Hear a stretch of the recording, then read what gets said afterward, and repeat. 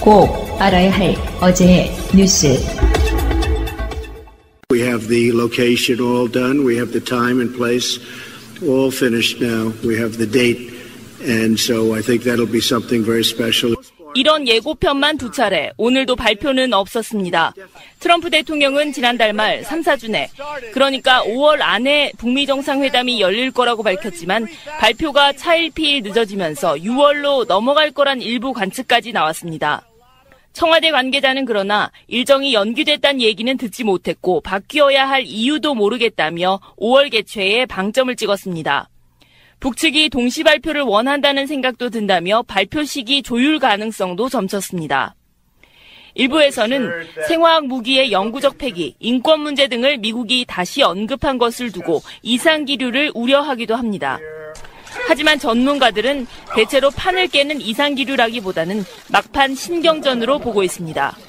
큰 틀에서는 이견이 없는 거로 보고 2주 중엔 나지 않을까. 한반도 비핵화와 평화체제에 관련된 수준, 그것을 어떻게 정리할 것인가를 놓고 삿바싸움을 북미가 벌이고 있다고. 이런 가운데 이번 주 한미 외교장관 회담이 추진되는 등 한미, 북미로 이어지는 정상회담 사전 조율도 본격화됩니다.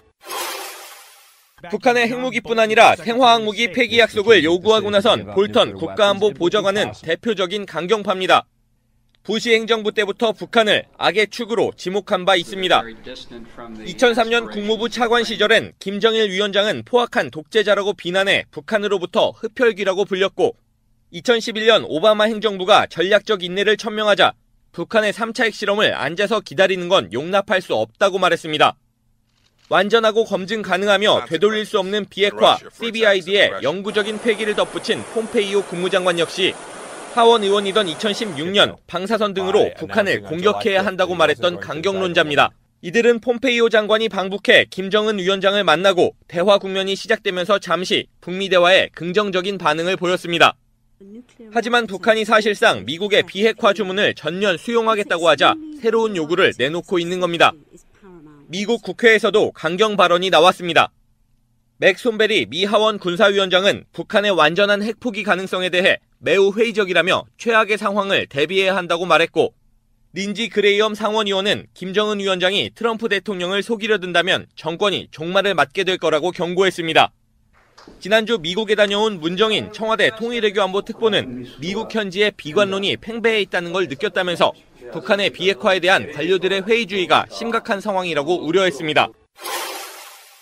한반도 해빙 모드가 시작될 때부터 일본은 복잡한 속내를 감추지 않았습니다. 북한 대표단이 평창에 오자 아베 총리는 미소 외교에 주의해야 한다고 경계했습니다. 트럼프 미국 대통령을 만나서는 북한을 계속 압박해야 하며 일본인 납치자 문제도 꼭 다뤄달라고 부탁했습니다. 일본은 남북 정상회담 만찬장에 놓인 디저트까지 독도가 표시됐다며 시비를 걸었습니다. 이런 일본을 향해 북한 매체들은 연일 십자포화를 퍼붓고 있습니다. 해방 전에는 우리나라를 강탈해 배를 불렸고 해방 후에는 조선의 분열에서 이익을 챙겼으며 한국전쟁에서는 돈 소나기까지 맞은 일본이 당황 망조해 하는 것이라고 비난했습니다. 또 한반도 정세 완화로 미친 듯이 몰아대던 군국주의 마차에 제동이 걸리자 히스테리 발작을 일으킨다고 거칠게 몰아붙였습니다. 북한은 특히 일본이 미국 상전에 청탁해 평양 문턱을 넘으려 한다며 대북 협상에 적극 나서지 않는 점을 문제 삼았습니다. 일본을 협상장으로 유도하고 북일 협상에서 주도권을 잡으려는 의도가 읽힙니다. 북한의 입장에서는 자신들의 협상력을 제고시키는 차원에서 압박하고 또는 비난하는 구도를 계속적으로 이제 만들어간다 이렇게 볼 수 있을 것 같습니다. 일본이 북한과의 관계 개선에 전향적으로 나서지 않는다면 일본에 대한 북한의 십자포화는 더욱 거세질 것으로 보입니다. 방송 중간에 좋아요를 눌러주시면 새날팀들에게 큰 힘이 됩니다. 미리 감사합니다. 트위터가 진짜 언론입니다. 자, 또 새로운 한 주가 시작됐습니다. 이번 주에는 가정의 달이 좀 부각되는 바로 그런 한 주가 아닌가 싶고요. 자, 오늘 나오신 분들을 소개해드리겠습니다. 어버이자 아들이자 명정님. 안녕하세요, 유명정입니다. 예, 그리고 자 그냥 아들 야수님. 안녕하세요, 야수입니다. 네, 그리고 역시 그냥 딸 마차님. 안녕하세요, 마차입니다. 네. 부모가 돼봐야 그때부터 어른이라 소리를 들었습니다. 네. 부모가 돼봐야 니들이 얼마나 속썩이는지 알아. 진심. 그래서 저 같은 딸 나올까봐 제가 자제하고 있습니다. 네. 저도 무서워가지고. 제도로서의 민주주의가 흔들리고 구타는 일은 이제 없습니다. 민주주의가 밥이고 밥이 민주주의가 되어야 합니다. 그 아이러니는요. 그렇게 속썩였던 자식들이 자식을 낳아봐야 그때서야 진짜 효도하는 거예요. 부모님은 이번에 제가 고향 내려가서도 느낀 건데 제 평생의 꿈 중에 하나였어요. 사실은. 그게 이번에 처음으로 이뤘어요. 뭐 어떤 게요? 작년까지만 해도 꼬맹이가 너무 어려요. 올해는 3학년을 기점으로 해서 카네이션 화분을 직접 들고 가서 전달해 줄 수 있을 만큼 나이가 돼서 처음으로 전달을 했는데 내가 갖고 있던 생각을 어머니가 똑같이 말씀하시더라고요. 젊었을 때 정말 어린 나이에 지금 보면 자식을 낳았을 때는 그게 귀한 줄 몰랐다고. 먹고 사는 게 바쁘다 보니 귀찮았다는데 새끼가 새끼를 낳으니까 그게 훨씬 내 새끼보다 예뻐 보이더라. 그런 얘기 하는 거예요. 그러니까 나를 닮은 딸을 낳을까 봐 어쩌고 이런 소리는 다 개소리야. 직접 손자 손녀를 안겨드리는 게 최고의 효도입니다. 이제 제 개인적인 얘기를 살짝만 하면은 약간 좀 지난 설에 갔을 때 저 진짜 그랬었거든요. 어머니가 옆에 앉아 있는데 갑자기 마음에 이렇게 가슴이 좀 철렁하는 게 느껴졌어요. 이분하고 이렇게 가족들끼리 모여서 식사하는 게 언제쯤 끝이 날까 이런 생각을 해봤거든요. 내가 나이를 훨씬 더 먹었을 때 어머니가 그 자리에 안 계시면 어떡하지 하는 생각이 그때 설날 들었었다고. 근데 그 이야기를 이제 몇 개월 만에 한 번 처음으로 이야기를 해봤거든요. 자식놈들이라는 게 저를 빼고요. 형이든 동생이든 어머니를 좀 이렇게 너무 친한 관계로 너무 함부로 해. 막 구박하고 막 하지 마시라니까 막 힘들게 이렇게 한단 말이에요. 그래서 제가 그런 얘기를 했던 거예요. 만약에 우리 주위에 어머니가 안 계신다고 하면 또 어떤 느낌일까. 괜히 마음이 애잔했다 뭐 그런 얘기 한번 했습니다. 명경님도 뭐 효자 중이잖아요. 맨날 강화도 가시잖아요. 아니, 맨날은 안 가죠. 가끔 가는데. 여자친구한테도 그렇게 못할 것 같은데. 아, 여자친구 없으니까. 항상 짠하죠. 어머니를 생각하면 항상 짠하고, 저도 이제 아버지가 돌아가신 지가 20년이 넘어서 우리 아버지한테 효도를 못했던 거, 그 쌓였던 거 이제 어머니한테 해드리고 싶은데 마음만 그래요. 네, 이게 사는 거가 어렵다 보니까 다들 그러시겠지만 이 방송 들으시는 분들 마음만 좀 그렇습니다. 그런데 어느 날인가 어머니가 그걸 아시더라고요. 마음만 그런 거 이제 부모는 느끼는 것 같아요. 그래서 마음속으로 짠하고 애잔하고 그리워하고 사랑하면 부모님도 아신다. 그런 교훈을 좀 얻었어요. 명종님이 나이가 이제 엄마 입장에서 보면 내 뱃속에서 나와서 새끼 때부터 키워가지고 엄마 입장에서 보면 한결같은 내 새끼일 뿐이에요. 그러면 지금 지금도 전화하면 운전 조심해라, 밤길 조심해라, 밥은 먹니, 뭐 이러는 거래요. 뭐. 근데 이제 저는 집에 가면 항상 걱정되는 게 머리카락 색깔은 제가 더 늙었어요, 어머니보다. 요즘에 엄마들이 신세대야. 흰머리 있는 거 못 참으세요. 맨날 미장원 가가지고 염색하십니다. 저는 흰머리가 멋있던데 그게 이상한 고정관념 같아요. 저 우리 집안이 그렇거든요. 외가 쪽이 다 머리 하얗게 되는 할머니들 있잖아요. 은발처럼요? 네. 그래서 걱정입니다. 문재인 대통령이나 강경화 장관이나 아니지 지금 장관하시고 웬만한 유명하신 분들이요. 염색 안 하시면 다 노인들이에요. 인간의 노화 과정에 있어가지고 가장 먼저 노화처럼 보이는 게 머리카락이 상징을 하거든요. 그래서 현대 염색 기술이 좋아지면서 머리 색깔만 하얗게 하지 않아도 굉장히 젊은 삘이 나요. 문재인 대통령 뭐 염색 까맣게 하고 나서 보면 왜 막 히말라야 갔을 때 보면 완전 산신령이고 수염까지 하얘가지고 그러니까 그러면서 이렇게 흰머리 자체가 노화의 상징일 수는 있지만 그 흰머리가 났다고 해서 늙은 건 아니거든요. 그렇죠. 그러니까 검은 머리로 그걸 가리는 거 이제는 좀 이해가 좀 돼요. 이제 야수님 같은 경우도 다른 방송에서 이런저런 이야기 들어보면 어머니 아버지에 대한 사연이 좀 깊으신 분이라서 오늘 어버이날 같은 데 되면 좀 생각이 더 많이 나시죠? 예, 저를 낳아주신 부모님들도 계시지만 오랫동안 저를 이렇게 보살펴주신 분들도 많이 계시기 때문에 감사한 마음으로 살고 있습니다. 뭐 어버이날이라는 게 365일 아닌가요? 오! 그런 사람이 어머니를 카톡 차단하고 말이야. 어머니의 건강을 위해서 차단한 거지 뭐. 긴장하고 사시라고. 이거 깊은 뜻이. 인정. 그런데 우리가 아마 몇 개월 전에 그런 걸 다룬 적이 있죠. 어버이날 공휴일 될 것인가 말 것인가. 문재인 대통령의 공약이기도 하고요. 대한노인회에서도 지금 한참 열풍 중인 문재인은 효자다 이런 거 있잖아요. 그분들은 보통 평균 연세가 80이 넘어가시니까 문재인 대통령도 아들급으로 보이는 올해는 공휴일이 안 한 상태로 내년이 될 것인가 말 것인가가 초미의 관심사예요. 그래서 리얼미터가 이런 조사를 해봤더만요. 내년부터 임시 공휴일 말고 정규 공휴일로 지정하는 것 66%가 찬성. 그런데 이게 다른 날에 대한 어떤 이런 특별한 날을 빨간 날로 지정하면은 좋을까요? 물어봤을 때 평균적으로 이제 70% 80% 이렇게 찬성이 나온다고 하더라고요. 근데 그거에 비하면 좀 낮은 값이 나왔다. 그러니까 이게 무조건 이렇게 쉰다고 해서 어버이날은 많은 사람들이 이해관계가 엮여 있잖아요. 특히 이제 여성분들은 아직까지 무상노동에 대한 부담감 이런 것들이 이제 엮여 있어가지고 안 그래도 5월이면 여러 이제 직장이나 맞벌이 부부들한테는 고난의 달이잖아요. 우리는 보통 이렇게 가정의 달이라고 하지만 사회생활 하시는 분들한테는 이렇게 돈 나갈 곳이 너무 많은 달이기도 하거든요. 그런데 거기에다가 5월 8일이 만약에 진짜 공휴일로 지정이 되면 돈에다가 시간까지 이제 더 써야 되기 때문에 부담스러운 그런 느낌이 분명히 있을 겁니다. 거기에 덧붙여서 사실은 공휴일이 된다고 해서 모든 직장이 다 노는 게 아니기 때문에 특히 공휴일 날 일을 해야 되는 분들 중에 상대적인 비율이 여성분들이 좀 남성분들보다는 좀 많은 편인 건 사실이에요. 연세 드신 분들 중에서 젊은 친구들 말고. 그렇다 보니까 가정주부나 이 뭐 한 40대 50대 정도 되신 분들은 나는 못 노는데 그날 빨간 날이야. 그러면 우리 아이가 집에 혼자 있어야 돼. 이러한 느낌들도 많이 있거든요. 네. 휴일이라는 게 마냥 좋지만은 않은 분들도 사실은 우리 옆에 많이 있다. 그걸 제가 느낀 게 이번에 피스 0427 5차 주문을 들어갔거든요. 그런데 5월 7일이 어린이날 대체 공휴일로 월요일이 쉬는 날인데 저 오늘 택배도 쉬는 날이라고 했어요. 그런데 동대문은 쉬지를 않는 거예요.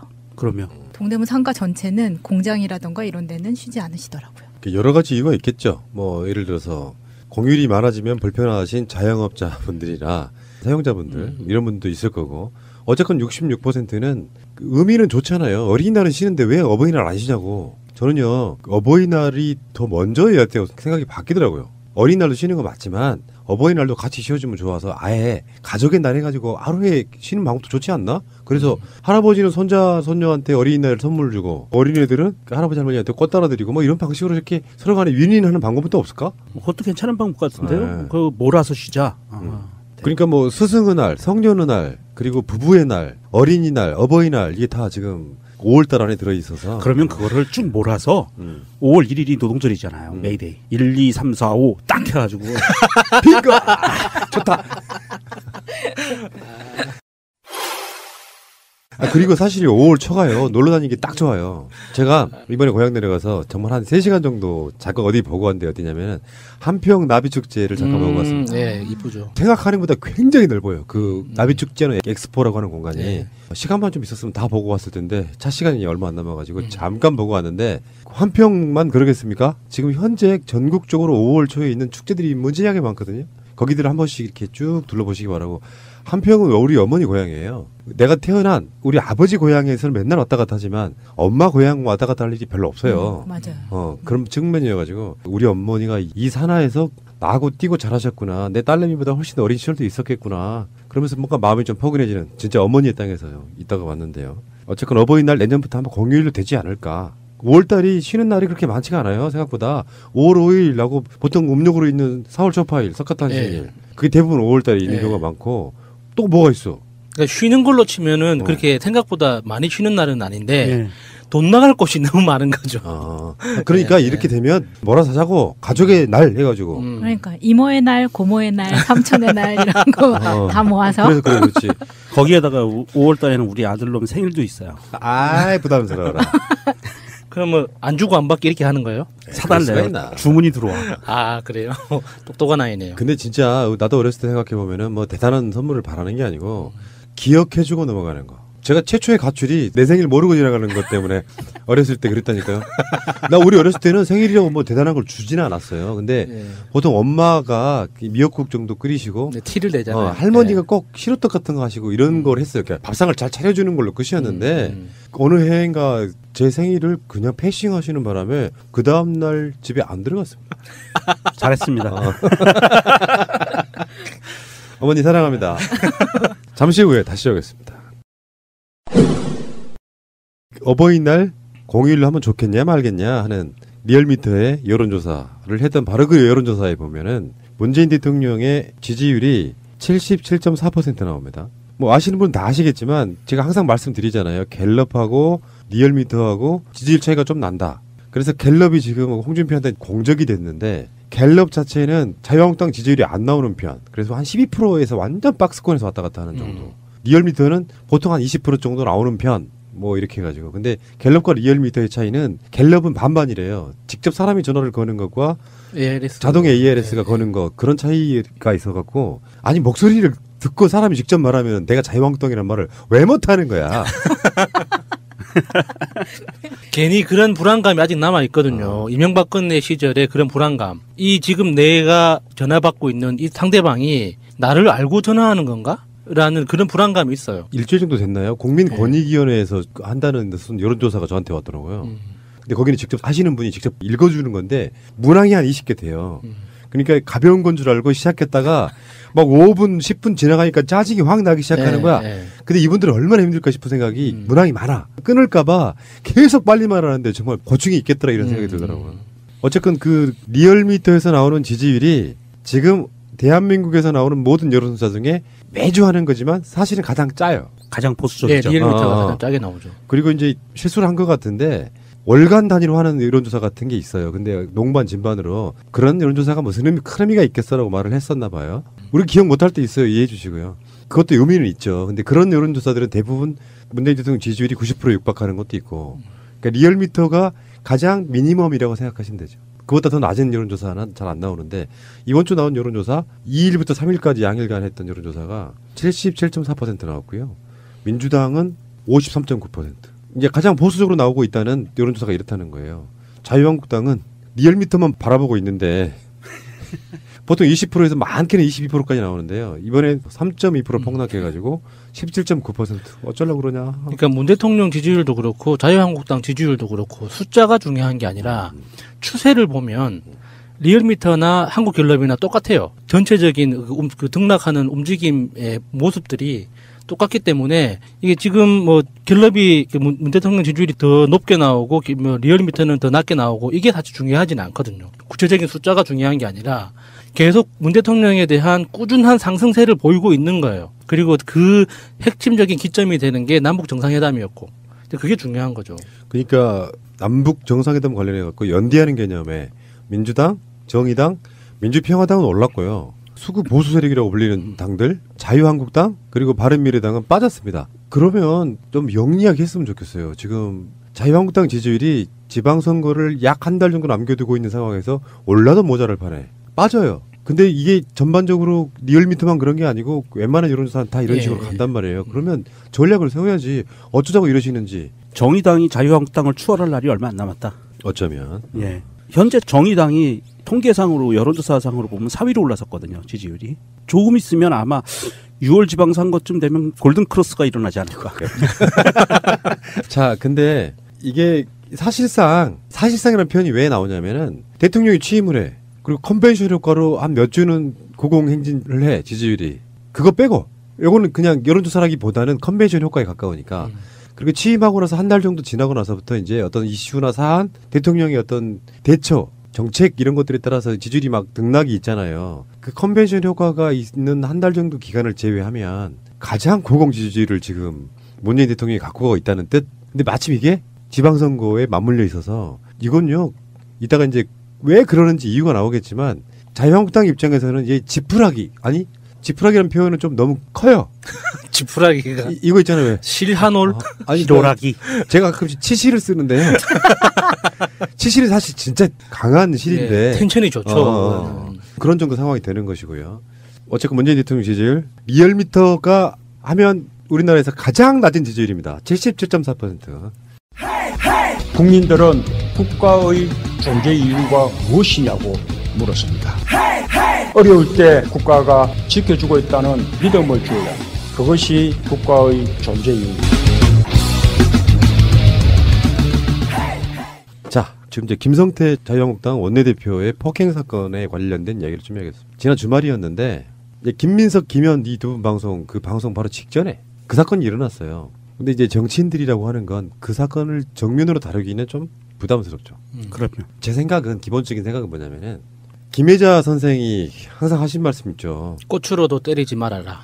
사람 때리는 건 안 좋아요. 무슨 말이냐면은 그 사람이 자유한국당의 당원이었건 문재인 대통령 지지자건 간에 문재인 대통령 개혁에 도움되는 측면은 단 한 가지도 없습니다. 일단 그렇게 보는 게 가장 중요해요. 사람을 왜 때려요? 정상적으로 봤을 때 나 이렇게 보고 싶어요. 문재인 대통령 지지자는 아니다. 문재인 대통령한테 도움될 게 하나도 없다고. 그냥 우리나라 국민 중에 굉장히 좀 이런 표현 적당할지 몰라요. 들은 있어. 이거를 자꾸 문재인 대통령 지지자로 연결시키려고 하는 자유한국당과 김성태를 때리려고 국회의사당까지 가는 그런 X가 어디 있어요? 정상적인 지지자라면. 그래서 얻는 이익이 뭔데? 네, 김성태 의원의 폭행을 당한 사건 자체는 불행하고 위로의 말씀을 드리고 싶지만 너무 엄살인 것 같아요.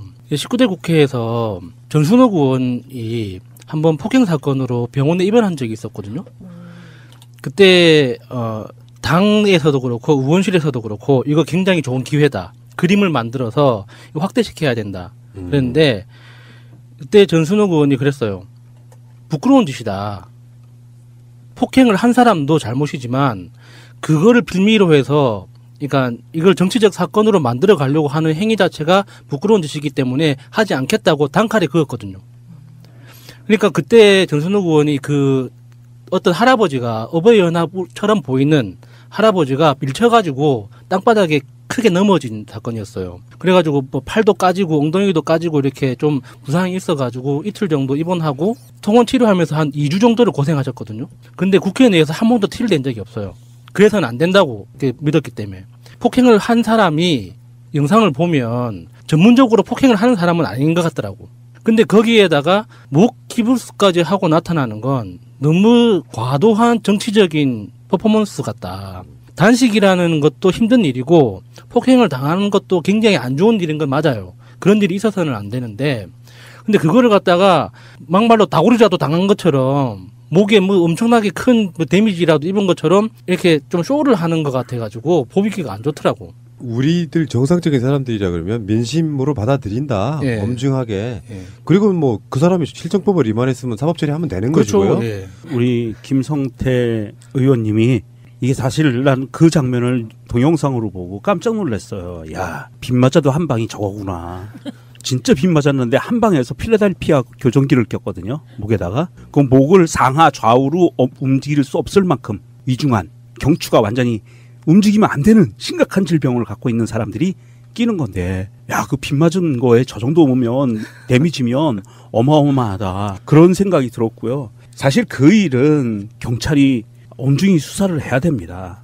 이거는 지금 뭐 자유한국당에서는 테러라고 얘기하는데 테러일 수 있어요. 어떤 부분이냐면 자유한국당 김성태를 때려서 득을 보는 세력이 누구인가 이것을 먼저 좀 잘 따져봐야 되고요. 의사가 엑스레이를 찍고 뭐 CT도 찍었대요. CT를 찍었는데도 그리고 나서 보니까 소견에 목에 아무 이상 없다 라고 했는데 필라델피아 교정기를 끼고 나와서 마치 청와대에서 시킨 듯이 그런 뉘앙스의 발언들을 하고 정치적으로 이용해 먹는 집단들이 있어요. 그 집단들이 첫 번째 혐의를 받아야 돼요.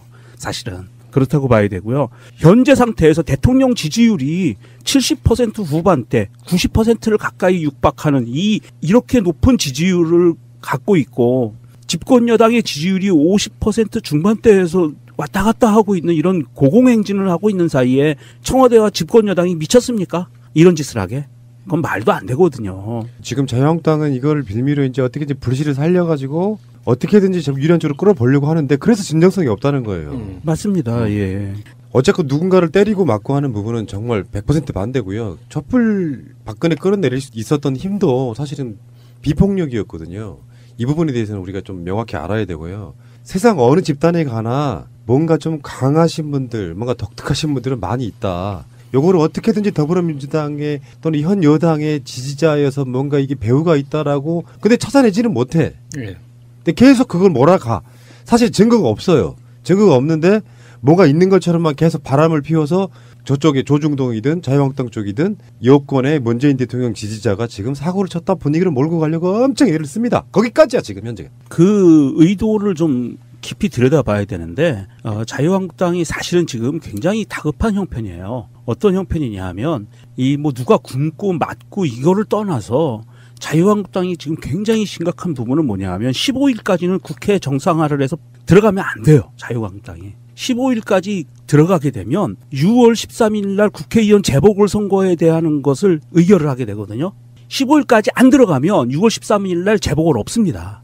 이번 그 지방선거에 출마하느라 사표 내시는 국회의원분들에 대한 재보궐선거가 없어요. 그냥 공석으로 가는 거예요. 앞으로 내년까지. 그러니까 지금 자유한국당에서 오늘 방송하는 이 시간에 걸었던 조건 중에 하나가 이제 이따가 이야기가 나오겠습니다만 특검, 드루킹 특검 이런 거 관련해서 내일 오후 2시 그러니까 방송 나가는 날 오후 2시까지 약속 없으면 국회 끝 하겠다라고 지금 최종 통첩을 한 상황이긴 한데 이건 말도 안 되는 억지에 좀 가깝죠. 예, 그 첫 번째가 지금 그 재보궐 수를 최대한 줄여서 공석을 만들어 놔야 그나마 제1당과 제2당의 차이가 덜 벌어진다라는 그런 절박한 심정이 있고요. 두 번째는 이번에 6월에 국회가 정상화되면 염동열, 권성동 이 자동 구속될 확률이 높거든요. 이것도 막아야 되는 거예요. 아주 목숨을 걸고 막아야 됩니다. 그런 상황이 있고 그리고 사실 6.13 총선에서 자유한국당 측에서는 지방선거에서 최대한 많이 붙여놔야 다음 총선에 선거운동원들이 확보가 되는 거거든요.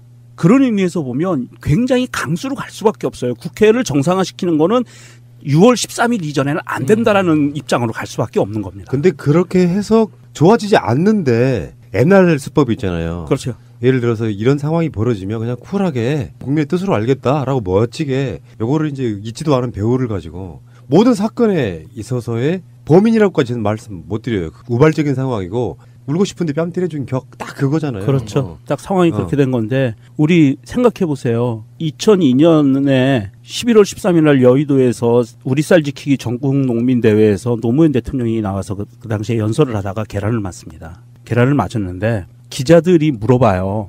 그러니까 연설은 끝까지 갔습니다. 그런데 기자들이 그거에 대해서 어떻게 생각하냐고 물어보니까 노무현 대통령이 이렇게 얘기하셨어요. 정치하는 사람들이 한 번씩 맞아줘야 국민들이 화가 좀 안 풀리겠나. 계란 맞고 나면 문제가 잘 풀린다. 이런 말씀을 하셨어요. 그러니까 이 김성태 의원님도 그렇고 자유한국당 국회의원분들도 그렇고 좀 이게 국민들의 여론이 이렇게 흘러가고 있구나. 그리고 국민들이 저런 짓이라도 한번 해야 내 턱이 한번 돌아가도 저 사람이 정치에 갖고 있는 혐오심, 우리 자유한국당에 갖고 있는 분노가 풀렸으면 그것으로 됐다. 이런 좀 대범한 생각을 가져야 됩니다. 문재인 대통령의 복심 누구죠?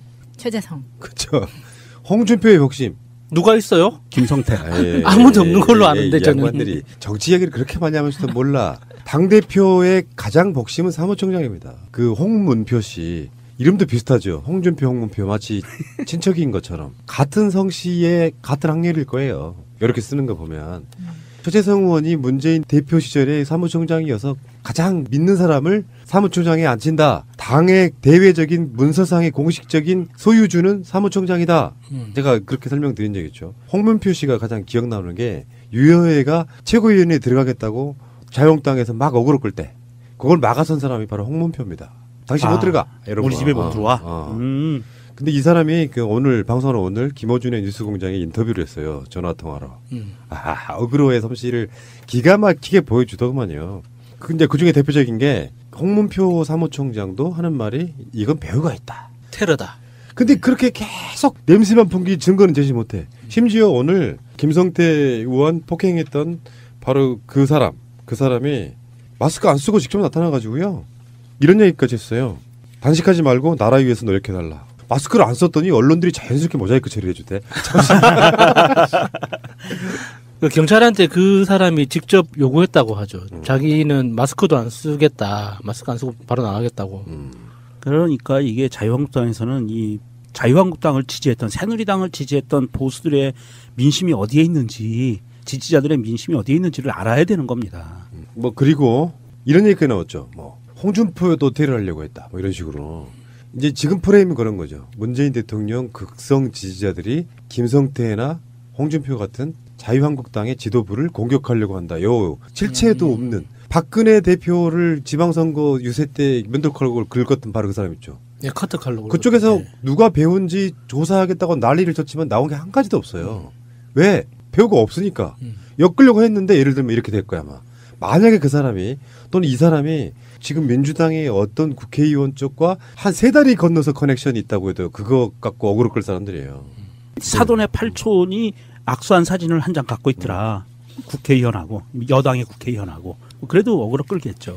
그러니까 결국엔 자유한국당이 보기에 이 김성태 의원의 테러 사건에 대해서 얻는 이득이 누가 더 크냐 보면 그나마 자유한국당이 효과는 모르지. 아직 여론조사를 안 봤으니까. 그렇지만 자유한국당 쪽에서는 이렇게까지 당하고 있어요. 저쪽은 폭력배들이에요. 요 느낌으로 가져가서 얻을 수 있는 이득이 있다면 최소한 자기네를 지지했던 사람들 지역들 TK나 PK 쪽에서 그래도 정말 문재인 대통령 지지자들 너무하네.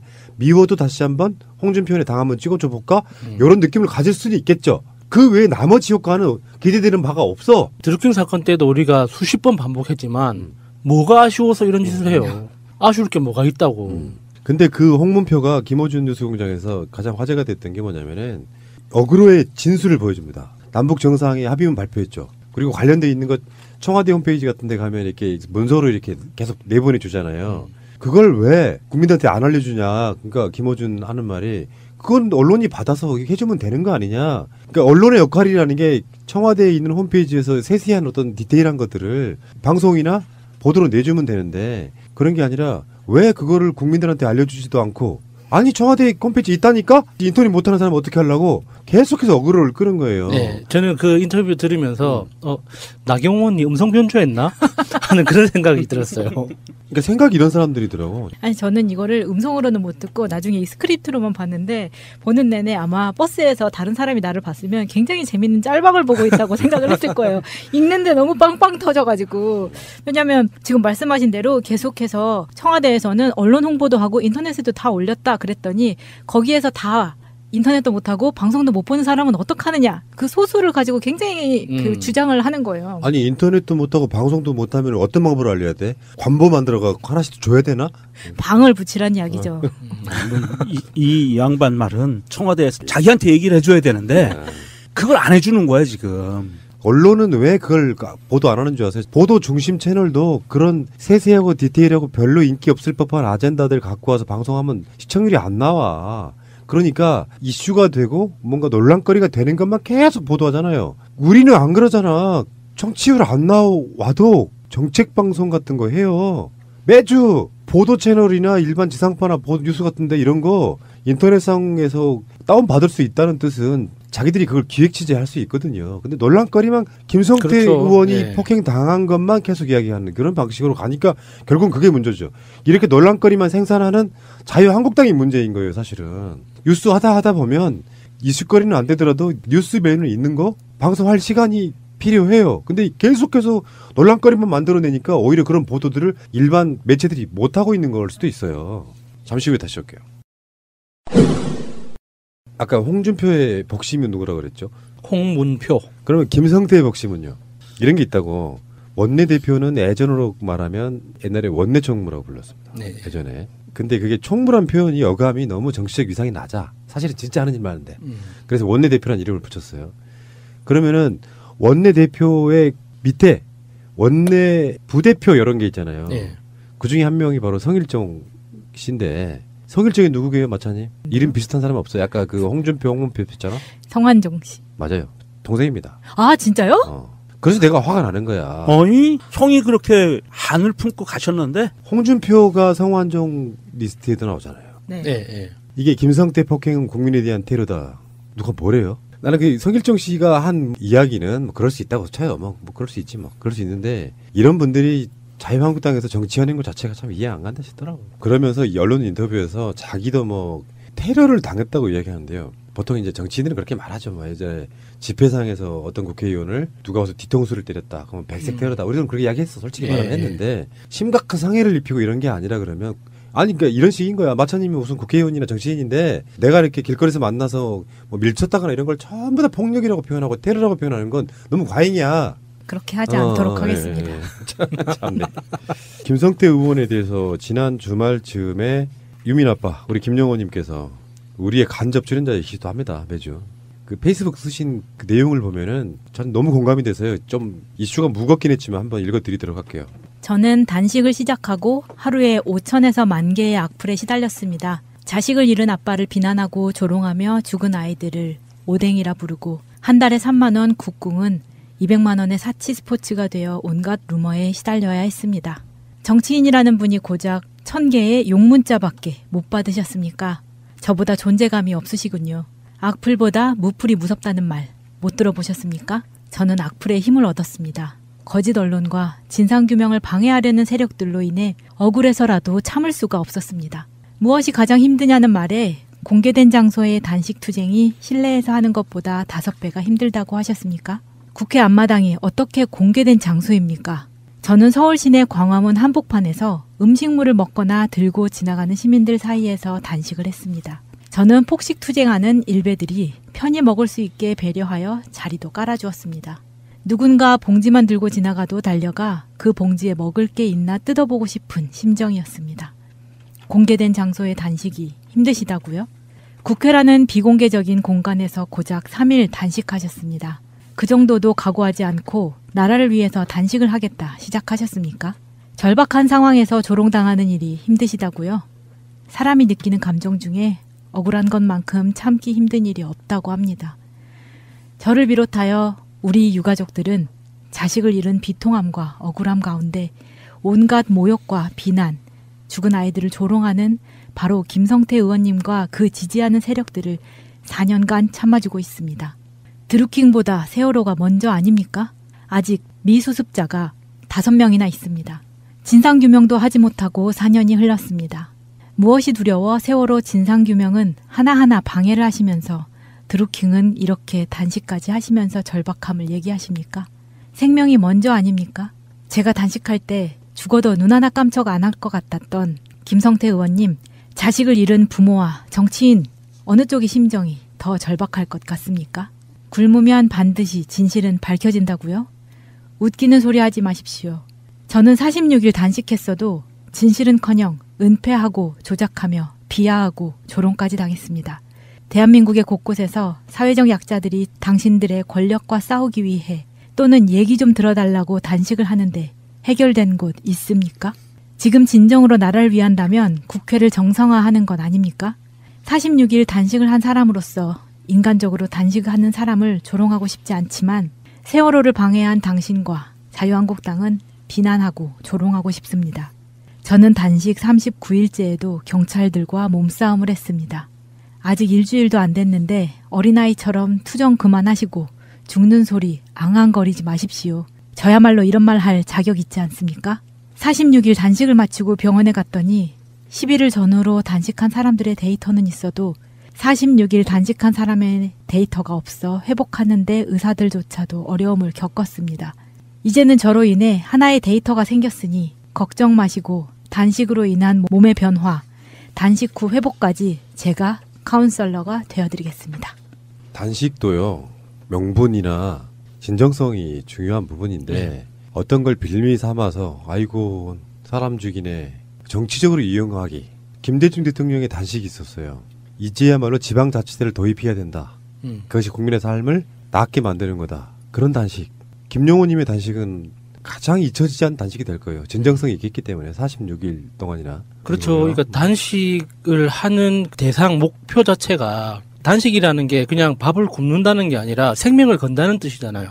그러니까 그만큼 중요한 가치, 중요한 의제를 가지고 단식 투쟁에 임해야 되는데 드루킹에 대해서 뭐가 있어요 지금.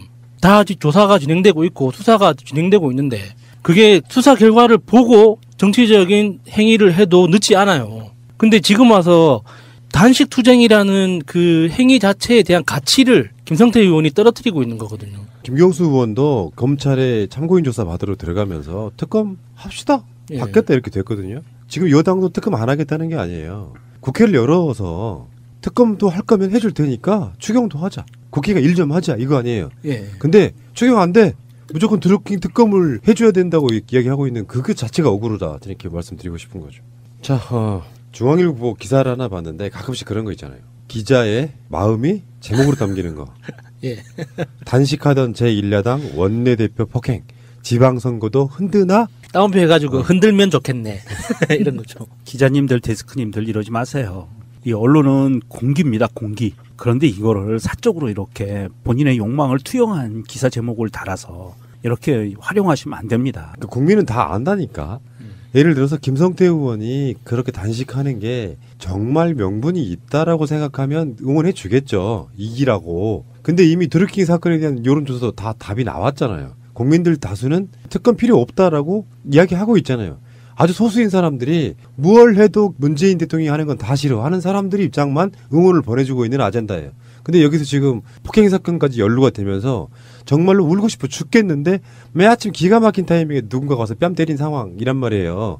아무 이유도 없이 울면 사람들한테 욕먹을까 봐 누군가 가서 때리는 바람에 생각보다 훨씬 더 크게 울고 있는 이런 상황으로 지금 정치권이 교착 상태에 빠져 있는 이런 느낌인데 저는 이런 식으로 뭔가를 한다는 게 더 진정성 없게 느껴지는 남북 정상회담에 대해서 홍준표 씨의 날마다 막 아침 저녁으로 몰다가 해야 되는 막말 그리고 실제로요 원내대표가 굉장히 중요한 자리 아니겠습니까? 김성태가 결정한 사항에 대해서 홍준표가 가타부타 말 못하는 것들이 굉장히 많습니다.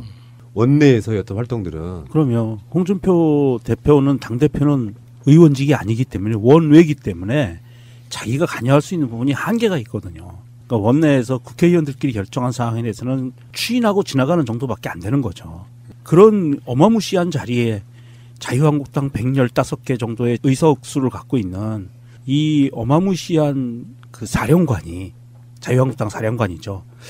이 사령관이 이렇게 이런 모습들을 정말 국민들한테 치졸하게 보여주시면 안 돼요. 결국엔 이렇게 될 가능성이 높아요. 지지율은 더 떨어지고 사람은 어떤 특정한 지점에서 내가 들고 날 때를 알아야 돼요. 멈출 줄도 알아야 되고. 근데 그 핑계 삼아가 더 가면 없던 정도 더 떨어지는 뭐 이런 상태로 저는 가지 않을까 이렇게 생각을 해봅니다. 전략이 없어요. 이분들 진짜로. 이분들이 하나의 전략은 오로지 시간이 빨리 가서 5월 15일 되면 지방선거 때문에 더 이상 단식하기 힘들다. 여당 참 기분 나쁘다. 이래도 안 도와주고 그리고 아마 출구 전략을 짤 것 같습니다. 오늘 방송 초반에 말씀드렸던 그런 주제로 이야기하면 김성태 씨도 누군가의 부모잖아요. 그렇죠. 가치 없는 단식 저는 안 하셨으면 좋겠다는 생각이 그리고 들어요. 단식 정말 위험한 일이에요. 몸이 상하는 게 단식 7일이 넘어가면 몸이 영구적으로 변한다고 합니다. 이게 함부로 할 게 아니에요. 가치도 없는 일에 그렇게 몸 쓰지 마십시오. 김성태 의원님. 예.